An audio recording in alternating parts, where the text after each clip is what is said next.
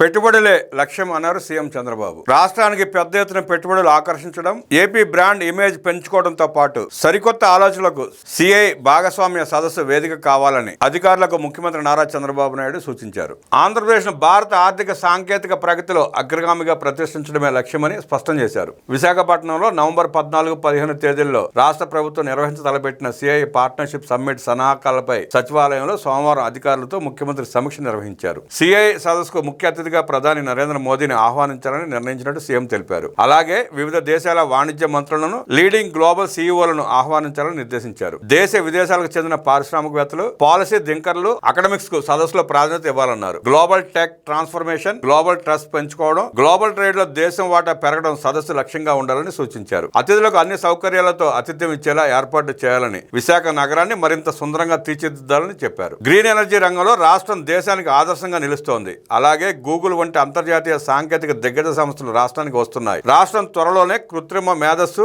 Innovation hub గా మారనుంది. సదస్సులో ఈ అంశాలు, రాష్ట్ర ఆకాంక్షలు ప్రతిబింబించాలి. సదస్సు ఏర్పాట్లకు సమయం తక్కువ ఉన్నందున వేగంగా పనులు పూర్తి చేయాలని ముఖ్యమంత్రి స్పష్టం చేశారు. సిఐ భాగస్వామ్య సదస్సు ఆంధ్రప్రదేశ్ లో నిర్వహించడం ఇది 4వసారి. గతంలో 2016, 2017, 2018లో 3 సార్లు విశాఖలోనే నిర్వహించాం. ఇప్పుడు కూడా విశాఖ నగరమే సదస్సుకు ఆతిథ్యం ఇవ్వనుంది.